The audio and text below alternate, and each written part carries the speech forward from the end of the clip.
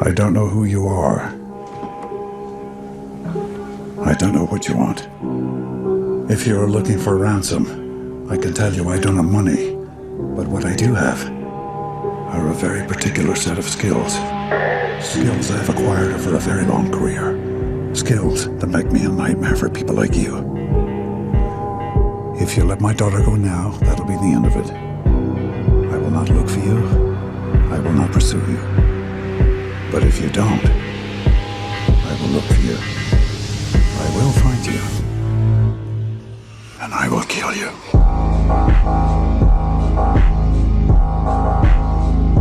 Good luck.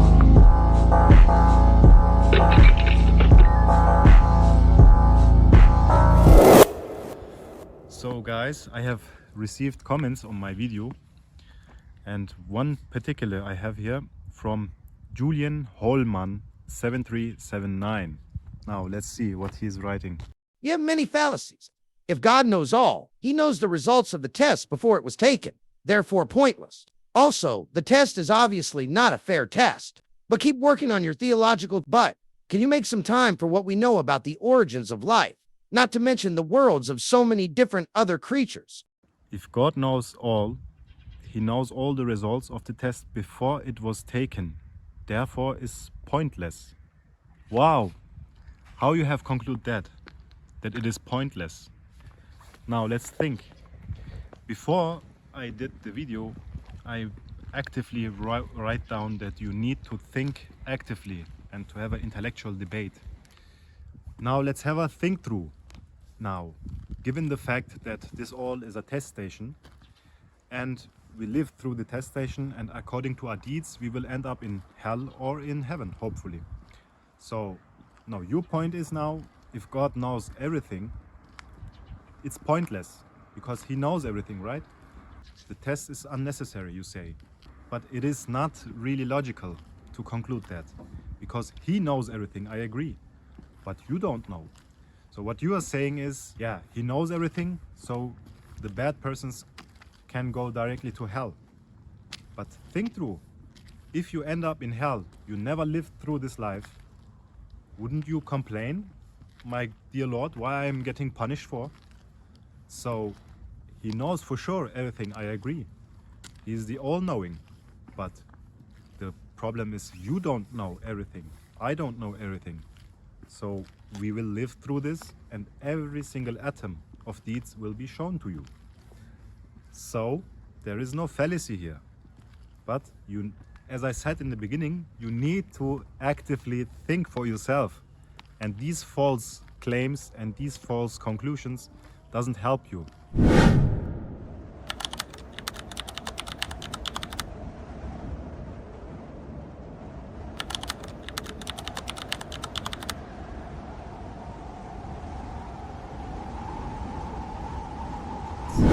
Also, the test is obviously not fair. How is it not fair? How have you concluded that now? It is like, I get the point, I understand the point. Because you're trying to say, yeah, look, there are people who live easy lives and there are some people who struggle, maybe poor, whatever. But it is only unfair if on the end of the test there will be no reward for your good deeds or bad deeds. So more or less I give you a comparison. This is only one aspect. I cannot give you full statements, and also this is getting too much over my abilities to explain stuff. So one aspect is literally you have jobs, like one is working as a CEO maybe, other is a bricklayer, and the other is an office worker who also works for maybe 40 hours. So what you are saying is that's unfair. But it is not unfair. Only end of the month, if the income is not coming or the income is not given, then you can claim injustice, but it is not. On the day of judgment, there will be no claim that the soul has received injustice. This will not happen because he is all just.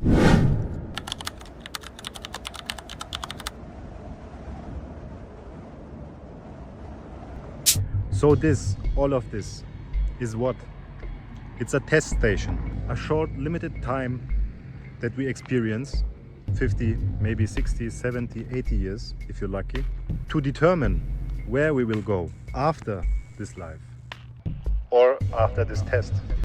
But if this is a test station, then it is necessarily needed to be unjust, miserable, with difficulties and so many different situations. You can ask, why so?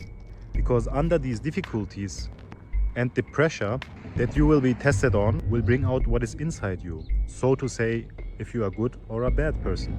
Let me unpack that a little bit. In other words, if there is no poor, who I'm gonna give my charity and collect good deeds, so I can hopefully after this life can go into heaven. Or if I would be the poor myself, would I still give charity with the little that I have? Or if I would be super rich, would I still care about other people? So you see, the tests are individual and are different.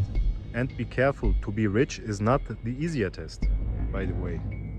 But how you will be tested if there is basically no test, if everything is fine? This is a logical problem in your conclusion. And these two questions remain. Firstly, who told you you are in paradise? And secondly, who told you that paradise would be free and you can enter it without a test? So, but can you make some time for what we know about the origins of life? Not to mention the worlds of so many different other creatures. Man, I have made a whole documentary.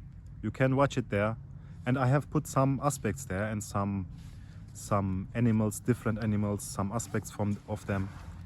There are so many mentioned in the Quran. But the problem is you don't know the Quran. So maybe you should start to read.